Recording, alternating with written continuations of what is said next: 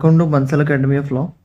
आज हम लीगल का सिलेबस डिस्कस करेंगे एंड साथ ही में डिस्कस करेंगे कि इस एग्जाम को क्लियर करने के लिए स्ट्रेटेजी क्या रह सकती है। सबसे पहले हम इस एग्जाम का पैटर्न समझ लेते हैं। इस एग्जाम में आपके दो पेपर हैं जी। एक तो पेपर ए है और एक पेपर बी है। देखिए ये दोनों पेपर एक साथ में होंगे। ये नहीं है कि दो पेपर हैं तो अलग अलग टाइमिंग होगी, अलग अलग होगा, नहीं नहीं, हम दोनों की टाइमिंग जरूर आपको साथ में दी जाएगी। मतलब आपको अप्रोक्सीमेटली 2 घंटे 40 मिनट दिए जाएंगे दोनों पेपरों को सॉल्व करने के लिए। ठीक है जी, तो एक ही ओएमआर पे होंगे ये दोनों। ठीक है जी, तो एक ही साथ में होंगे। हाँ, बस पैटर्न अलग है इनका। पैटर्न कैसे लगा है कि ये जो ए पेपर है ये सिर्फ आपका क्वालिफाइंग नेचर का है। ठीक है जी, ये सिर्फ आपको क्वालिफाई करना है। लेकिन जो आपका बी पेपर है ये आपकी कट ऑफ डिसाइड करेगा। ठीक है जी, जो पेपर क्वालिफाई करना है इसमें क्या आएगी, पंजाबी। पंजाबी में क्या आएगा ये हम आगे सिलेबस डिस्कस करेंगे। पंजाबी में आपके 50 क्वेश्चंस आएंगे। ठीक है जी, 1 मार्क ईच। तो मतलब आपका मोटा मोटा 50 मार्क्स का ये पेपर होगा, जिसमें आपको मिनिमम मिनिमम आपको 25 स्कोर करने हैं। ठीक है जी, मिनिमम आपको 25 मार्क्स लेने हैं। अगर आपके 25 से कम आए तो आपका ये पेपर बी, जिसने आपकी कट ऑफ डिसाइड करनी है, ये आपका पेपर चेक ही नहीं होगा। तो हमें ये जरूर ध्यान में रखना है कि अगर आपकी पंजाबी वीक है, पंजाब जीके पंजाबी आपकी वीक है, तो आपको इसी हिसाब से तैयार करनी ही होगी कि आपके 50 में से 25 मार्क्स आ जाए। वरना लास्ट टाइम के टाइम बहुत सारे बच्चे पंजाबी को ही क्वालिफाई नहीं कर पाए। थोड़ा सा पंजाबी का पेपर टफ आ गया, बहुत बच्चे पंजाबी क्वालिफाई नहीं कर पाए, जिसकी वजह से वो एग्जाम ही नहीं क्लियर कर पाए। तो आपका पेपर भी तभी चेक होगा अगर आपका पेपर ए क्वालिफाई होगा। ठीक है जी, तो आपकी अगर पंजाबी बिल्कुल जीरो है तो आपको इसको प्रिपरेशन करनी ही पड़ेगी। Now the thing is second, जो पेपर हमारा बी है ये कट ऑफ डिसाइड करेगा। इसमें भी आपके आगे दो इन्होंने पार्ट डिवाइड किए हुए हैं। ठीक है जी, जो इन्होंने फॉर्मली लिख दिया कि एक तो पार्ट बी लिख दिया, एक पार्ट सी लिख दिया।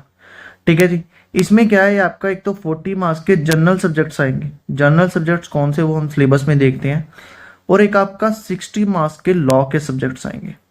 ठीक है जी, तो ये टोटल आपका 100 मार्क्स का पेपर होगा। यही 100 मार्क्स में से आपकी कट ऑफ बनेगी। लेकिन ये कट ऑफ तभी बनेगी अगर आपका ये पेपर क्वालिफाई हुआ होगा। 25 मार्क्स में से आप जितने मर्जी ज्यादा ले लो उससे कोई फर्क नहीं पड़ता, चाहे आप 50 के 50 पूरे कर दो तब भी कोई फर्क नहीं पड़ता। लेकिन आपको 25 मिनिमम लेने हैं। मेरे कहने का मतलब ये है कि इसमें आप ज्यादा स्कोर करो तो आपकी इससे कट ऑफ नहीं डिसाइड होगी, लेकिन अगर आपने इसमें कम स्कोर किए ना तो आपका ये पेपर बी चेक नहीं होगा। ठीक है, इस पे ऊपर मैं ज्यादा तभी जोर दे रहा हूँ क्योंकि लास्ट टाइम बहुत सारे बच्चे पेपर ए क्वालिफाई ही नहीं कर पाए। इसलिए मैं बोल रहा हूँ कि इस पे आप थोड़ा सा ध्यान दीजिएगा अगर आपकी पंजाबी वीक है। ठीक है जी, चलिए हम आगे चलते हैं, हम डिस्कस करते हैं। सबसे पहले हम लॉ का पेपर डिस्कस करते हैं। तो सबसे पहले हम लॉ को देख लेते हैं जी। ठीक है जी, लॉ आपका 60 मार्क्स का आएगा। 100 में से 60 मार्क्स का आपका लॉ आएगा, जिसमें से 5 सब्जेक्ट्स इन्होंने पूछे हैं। एक तो CrPC, IPC, evidence, CPC and constitution. ठीक है जी, तो इन पांचों सब्जेक्ट्स को तैयारी करने की स्ट्रेटेजी क्या रह सकती है कि अगर हम प्रीवियस ईयर क्वेश्चंस को देखें, जो भी लीगल क्लर्क के 2 साल 2 पेपर हुए हैं उन दोनों को एनालिसिस करें, तो हम एक बात तो कह सकते हैं कि ये मोस्टली जो पेपर है ना वो इंडेक्स बेस पे है। जितने भी क्वेश्चन है वो इंडेक्स बेसिस हैं। कहने का मतलब क्या है कि या तो ये पूछ रहे हैं कि एक पर्टिकुलर सेक्शन उठा लिया कि ये सेक्शन किस चीज़ से डील कर रहा है, या फिर वो उल्टा पूछ रहे हैं कि किसी सेक्शन की डीलिंग बता दी और पूछ रहे हैं कि इसमें कौन सा सेक्शन है। जैसे फॉर एग्जांपल लास्ट टाइम भी क्वेश्चन आया हुआ है 311 सीआरपीसी में। ठीक है जी, कॉन्स्टिट्यूशन के डायरेक्ट प्रोविजन आए हुए हैं, तो ऐसे इन्होंने क्वेश्चंस पूछे हुए हैं। ठीक है जी, तो इसके लिए बेस्ट स्ट्रेटेजी क्या रह सकती है कि आप अपने बेयर एक्ट्स पे ज़्यादा फोकस कीजिए। ठीक है जी, कि आपके जो बेयर एक्ट है इन पांचों के, इन बेयर एक्ट्स को आप अच्छे से करिए, बिल्कुल अच्छे से बेयर एक्ट करिए। साथ में प्रीवियस ईयर क्वेश्चंस, जितने भी प्रीवियस ईयर क्वेश्चंस आए हुए हैं पंजाब के, आप पंजाब एडीए का एग्जाम हो चुका। ठीक है जी, डीडीए भी हुआ है लास्ट ईयर। ठीक है जी, उससे पहले लीगल असिस्टेंट जो एक अभी भी हुआ है लीगल असिस्टेंट का एग्जाम। जितने भी पंजाब में लीगल के एग्जाम हुए हैं आप उनके क्वेश्चंस अच्छे से लगाइए। ठीक है जी, जितने भी अदर जुडिशरी के एग्जाम हुए हैं, अदर स्टेट्स के जुडिशरी के एग्जाम, आप उनको भी अच्छे से लगाइए। तो previous year question plus bare act, यही आपके इन पांचों सब्जेक्ट्स को करने की क्या रह सकती है, स्ट्रेटेजी रह सकती है। क्योंकि मेरे हिसाब से अगर आप बेरट को अच्छे से कर लेते हैं तो आपका आधा काम तो वही हो गया, लेकिन वो आधे काम को पूरा बनाएगा आपके प्रीवियस ईयर, क्योंकि आपको ये पता लग जाएगा कि क्वेश्चंस कैसे फ्रेम हो रहे हैं, कौन से क्वेश्चन ज़्यादा इंपॉर्टेंट है, कौन सा पार्ट ज़्यादा इंपॉर्टेंट है। तो आपको जो प्रीवियस ईयर करने से पता चलेगा। और एक एक चीज़ मैं आपको वार्निंग दे देता हूँ कि आप गलती से भी ये मत सोचना कि जो जो टॉपिक इन्होंने दिए हैं मैं वही वही कर लूँ बाकी छोड़ दूँ। ये आप गलती से मत करना। इसका मैं आपको रीज़न बताता हूँ, बाय प्रूफ बताता हूँ कि आप लास्ट ईयर सिलेबस और इस सिलेबस को मिला लेना, बिल्कुल सेम है। ठीक है जी। और इसकी अगर बात करें जुरिडिक्शन से लेके अरेस्टेड पर्सन तक, तो ये मोटा मोटा वन से लेके 60 तक का सेक्शन कवर कर रहे हैं। FIR से ले लें या आप सारे टॉपिक्स पढ़ लेना, ये वारंट समन के समरी ट्रायल तक, ये मोटा मोटा ना आपके 154 से लेके 265 तक के कवर कर रहे हैं सेक्शन। और बेल चैप्टर 33 पूरा हो गया जी। ठीक है जी। और power of high court authority, लेकिन कहीं भी इन्होंने 300 से 327 की डिस्कशन नहीं की। मैं सिर्फ आपको एज एग्जाम्पल बता रहा हूँ, सिर्फ एग्जाम्पल के तौर पे, कि जो general provision of inquiry and trial है वो कहीं नहीं लिखा हुआ, यहाँ पे कहीं भी नहीं लिखा हुआ, लेकिन फिर भी लास्ट ईयर उन्होंने 311 CRPC पे क्वेश्चन पूछा हुआ है। तो मैं ये सिर्फ आपको एज एग्जाम्पल बता रहा हूँ कि अब गलती से भी ये मत सोचना कि सिर्फ सिर्फ यही मैं टॉपिक कर लेता हूँ बाकी छोड़ देता हूँ, क्योंकि पता क्या है, CRPC टोटली इंटरलिंक्ड है। सभी प्रोविजन ही आपस में इतने इंटरलिंक्ड होते हैं कि वो क्वेश्चंस पूछ लेते हैं और कहीं ना कोई क्वेश्चंस बन जाते हैं। फॉर एग्जांपल अगर हम 60 से 90 की बात करें कि सम्मन कैसे जाएंगे, वारंट कैसे जाएंगे, तो वो भी तो एक ट्रायल का पार्ट ही है ना, लेकिन उन्होंने स्पेशल मेंशन नहीं किया। तो गलती से भी आप ये मत करना कि सिर्फ यही टॉपिक पढ़ के चले जाए और बाद में वहां से कोई क्वेश्चन कहीं और से पूछ लें।